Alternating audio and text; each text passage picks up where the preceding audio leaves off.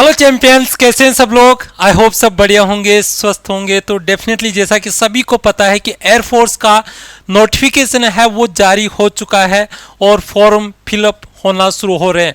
और उसी के साथ में जो ढेरों गलतियां आप हर बार करते हैं कि कौन कौन से हमें यहाँ पे दस्तावेज या डॉक्यूमेंट्स है उनकी ज़रूरत होती है, कौन कौन से डॉक्यूमेंट्स हम मैंडेटरी है, कौन कौन से डॉक्यूमेंट्स की हमें रिक्वायरमेंट है।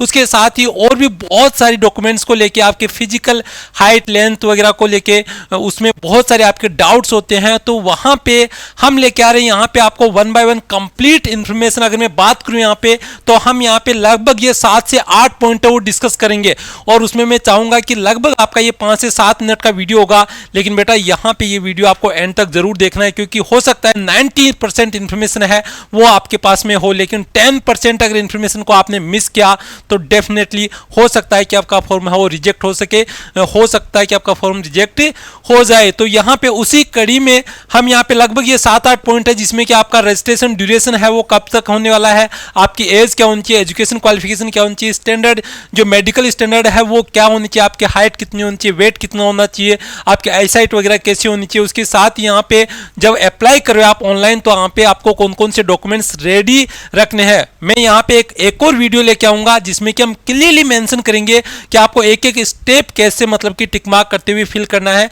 अपने फॉर्म को किसी भी हालत में गलत नहीं करना है, क्योंकि आपको मॉडिफिकेशन के लिए चांस नहीं मिलेगा। फॉर्म अगर आपने यहाँ पे जल्दबाजी में भर के और उसमें मिस्टेक की तो वहां पे पछताने के अलावा कुछ नहीं बचेगा। इसलिए मैं यहाँ पे इस वीडियो के बाद में एक और वीडियो लेके आऊंगा जिसमें आपको एक ही स्टेप के साथ में फॉर्म कैसे फिल करना है उसकी कंप्लीट इंफॉर्मेशन है वो हम यहाँ पे शेयर करेंगे। तो आपको ये डॉक्यूमेंट्स यहाँ पे रेडी करने हैं जिसमें कि आपको कौन कौन से रिक्वायर्ड डॉक्यूमेंट्स है, आपके फोटो का फॉर्मेट कैसा होना चाहिए, किस हिसाब से आपकी फोटो है उस पर आपकी डेट ऑफ फोटो वगैरह कैसे मेंशन होनी चाहिए नहीं होनी चाहिए। उसके साथ यहाँ पे एग्जाम फीस है वो आपको कितनी रिक्वायर्ड है सबमिट करनी पड़ेगी। और उसके अलावा जो अदर रिक्वायर्ड डॉक्यूमेंट्स है उनमें आधार कार्ड वगैरह और कौन कौन से डॉक्यूमेंट्स है वो मैंडेटरी है। तो यहाँ पे इन सभी पॉइंट्स को हम 1 बाय 1 डिस्कस करेंगे। सबसे पहले मैं बात करूँ तो यहाँ पे आपके 7 तारीख से आपके ऑनलाइन फॉर्म है वो फिलअप होना स्टार्ट हो रहे हैं। और उसी के साथ में यहाँ पे जो आपकी सबसे पहले सबसे मेजर कंसर्न होता है कि डेट ऑफ बर्थ है वो आपकी कितनी होनी चाहिए। तो आप 27 जून 2002 से मतलब कि ओल्ड नहीं होने चाहिए, मतलब 26 जून वाला है वो एप्लीकेबल नहीं है,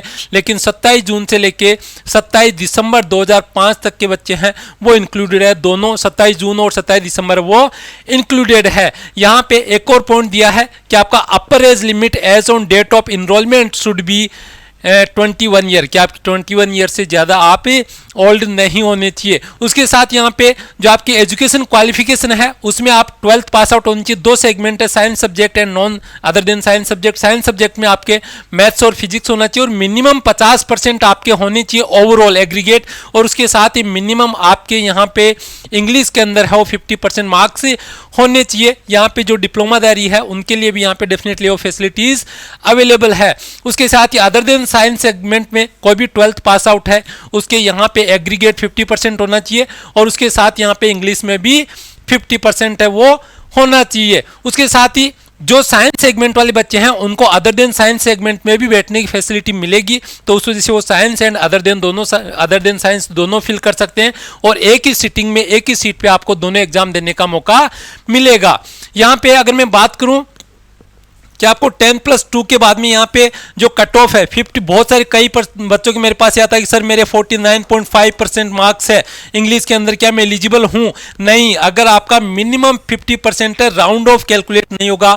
49.99% भी आपका 49% ही कैलकुलेट होगा, 15% नहीं होगा। तो इस वजह से यहाँ पे मिनिमम आपके 50% होने चाहिए। यहाँ पे मोस्ट इंपॉर्टेंट पॉइंट कि आपकी हाइट कितनी होनी चाहिए, आपकी मिनिमम हाइट 152.5 सेंटीमीटर होनी चाहिए जेंट्स के लिए या के लिए, और फीमेल कैंडिडेट के लिए भी सेम हाइट रखी है 152 सेंटीमीटर। वेट है वो आपका प्रोपोर्शनेट होना चाहिए, मतलब कि जिस हिसाब से आपकी एज है और उसके साथ ही आपकी हाइट है तो उसके इक्विवेलेंट आपका वो रेशनल बॉडी मास इंडेक्स के हिसाब से वो कैलकुलेट आपका वेट करेंगे। आपका यहाँ पे चेस्ट कितना होना चाहिए, तो मेल कैंडिडेट के लिए मिनिमम 77 सेंटीमीटर का आपका चेस्ट होना चाहिए और आपको 5 सेंटीमीटर है चेस्ट को फुलाने की कैपेसिटी आपकी होनी चाहिए फिजिकल स्टैंडर्ड की बात करें। और फीमेल एसोसिएट्स के लिए यहाँ पे आपका जो चेस्ट है वो आप 5 सेंटीमीटर है, वो मतलब कि चेस्ट को फुलाने की कैपेसिटी आपकी होनी चाहिए। उसके साथ ही यहाँ पे आप जैसे यहाँ पे क्लियरली बोला कि जो लोग चश्मा वगैरह यूज़ कर सकते हैं करते हैं स्पेक्टल वगैरह, तो उनके लिए यहाँ पे यह है कि आपका जो आपका सर्टिफिकेट है वो 1 महीने पुराना नहीं होना चाहिए, और आपको किसी भी स्टैंडर्ड डॉक्टर से वो वहाँ पे जब फेज 2 के लिए लेके जाएंगे तो आपको ये डॉक्यूमेंट्स है वो स्लिप लेके जानी है। अब यहाँ पे जो आपका ऑनलाइन सब जो रिक्वायर्ड डॉक्यूमेंट्स है उसमें आपका 10th का सर्टिफिकेट चाहिए आपका, जिसमें आपकी डेट ऑफ बर्थ मेंशन है, वो आपका मैट्रिकुलेशन का जो सर्टिफिकेट है वो चाहिए, और उसके साथ ही यहाँ पे आपका 10+2 की जो मार्कशीट चाहिए, जिसमें कि आपका जो यहाँ पे इंग्लिश के मार्क्स और बाकी मार्क्स वगैरह लिखे हुए हैं, जिसमें कि आपकी परसेंटेज कैलकुलेट होती है। तो इसका मतलब है कि 2 आपको डॉक्यूमेंट चाहिए, 10th की जो आपका सर्टिफिकेट है वो, जिसमें कि आपकी डेट ऑफ बर्थ लिखी हुई है। जनरली आपकी डेट ऑफ बर्थ वाला जो सर्टिफिकेट है और मार्कशीट है वो एक में ही आती है, तो अगर एक में ही है तो आपको वो यहाँ पे डॉक्यूमेंट्स है वो अपलोड करने हैं, और उसके साथ यहाँ पे 10+2 या इंटरमीडिएट का जो इक्विवेलेंट जो मार्कशीट है जिसमें आपके इंग्लिश के और ओवरऑल मार्क्स है वो दिए हुए हैं वो होनी चाहिए। यहाँ पे मोस्ट इंपॉर्टेंट जो सेक्शन है वो है आपकी फोटो एंड सिग्नेचर कैसे होनी चाहिए। इसमें सबसे ज़्यादा बच्चे गलती करते हैं। आपकी फोटो है उसमें आपके दोनों कान वगैरह दिखाई देने चाहिए, सीधे खड़े रह के आपको ब्लैक स्लेट यहाँ पे ऐसे रखनी है, और उसके साथ यहाँ पे आपको जो व्हाइट चौक है उससे कैपिटल लेटर्स में आपको अपना नाम होना चाहिए, और उसके साथ ही डेट ऑफ फोटो है वो यहाँ पे होनी चाहिए। तो आपका नाम और यहाँ पे डेट ऑफ फोटो, सबसे ज़्यादा गलती यहाँ पे करते हैं बच्चे, तो आपको स्ट्रेट रह के अपनी ब्लैक स्लेट यहाँ पे साथ में लेके और उसके ऊपर यहाँ पे डिटेल लिखनी है। कंप्यूटराइज डेट यहाँ पे फीड की हुई है वो यहाँ पे बेटा एलिजिबल नहीं होंगे, गलती हो सकती है, आपका फॉर्म रिजेक्ट हो सकता है, उस वजह से ये फोटो है वो क्लिक करनी है। आपकी फोटो यहाँ पे अक्टूबर 22 से यानी कि पिछले महीने से ज़्यादा मतलब कि पुरानी नहीं चाहिए। आप अपलोड करते टाइम पे आपकी फोटो की साइज है वो 10 to 15 KB के बीच में होनी चाहिए बेटा।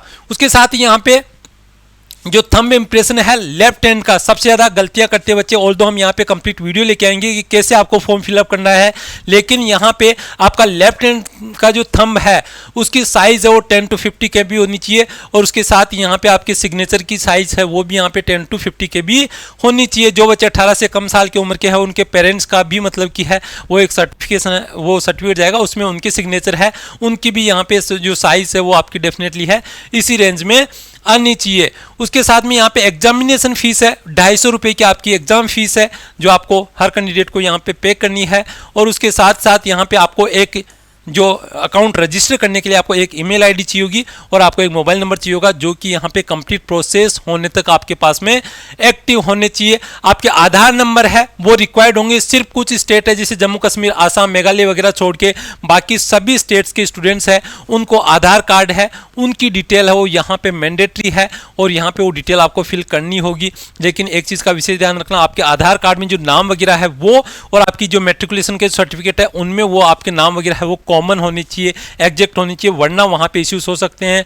बहुत सारे इश्यूज बच्चे इस तरह के रिपोर्ट करते हैं। इसके साथ ही जो बच्चे तैयारी कर रहे हैं उनके लिए हमारी टीम डेडिकेटेड बैच है वो चला रही है बेटा। आपकी जो इसकी प्राइस है, आपकी जो अभिमन्यु बैच ऑपरेशनल है 1199 रुपए में आपको लाइव फैसिलिटी मिलती है, जिसके अंदर आपको टॉपिक वाइज लाइव प्रैक्टिस करवाई जाती है। मिक्स लाइव प्रैक्टिस हो रही है बेटा, लाइव चैट और लाइव पोल के साथ में। एक ऐसा यूनिक एप्लीकेशन है जो आपको लाइव रैंकिंग के साथ में यहाँ पे फैसिलिटीज प्रोवाइड करता है। उसके साथ यहाँ पे आपको जो प्रैक्टिस करवाते हैं उसकी पीडीएफ भी वहीं पे, आपको सॉल्यूशन पीडीएफ भी वहीं पे देखने को मिलती है बेटा। आपके सारे रिकॉर्डेड वीडियोस भी यहाँ पे, अगर कोई बच्चा वीडियो रिकॉर्डेड वीडियो मतलब कि जो क्लास लाइव नहीं ले पाए तो उसको रिकॉर्डेड वीडियो भी देखने को मिलेंगे। उसके साथ ही अगर मैं बात करूं नोट्स बेच की, 649 के अंदर आपको नोट्स बेच मिलेगा, जिसके अंदर आपको जो कॉन्सेप्ट नोट्स है वो यहाँ पे देखने को मिलेंगे। उसके साथ यहाँ पे टॉपिक वाइज मॉक टेस्ट मिलेगा, रैंकिंग सिस्टम आपका नेगेटिव मार्किंग के साथ में, कंप्लीट एग्जाम पैटर्न के ऊपर यहाँ पे आपको मतलब कि टेस्ट देखने को मिलेगा। और उसके साथ यहाँ पे आप डाउट सेशन के अंदर हमारी फैकल्टी से कनेक्ट कर सकते हैं। उसके साथ ही एग्जाम बेस्ड जो मॉक टेस्ट है वो भी यहाँ पे आपको देखने को मिलेंगे। इसके बाद में भी अगर किसी भी बच्चे को कुछ भी डाउट हो तो आप तीनों नंबर में से किसी भी नंबर पे हमारे हेल्पलाइन नंबर पे कनेक्ट करके और आप आपकी डाउट है वो पूछ सकते हैं। उम्मीद करता हूँ कि इन्फॉर्मेशन डेफिनेटली आपके लिए फायदेमंद होगी। कमेंट सेक्शन में आपका फीडबैक जरूर चाहूँगा, और डेफिनेटली जो फॉर्म कैसे अप्लाई करना है उसके लिए एक वीडियो हम लेके आएंगे। उस वीडियो को कंप्लीटली फॉलो करने के बाद में बेटा आपको फॉर्म फिलअप करना है, जल्दबाजी नहीं करनी है। फॉर्म रिजेक्ट हो गया तो पछताने के अलावा कुछ नहीं बचेगा। जय हिंद, जय भारत।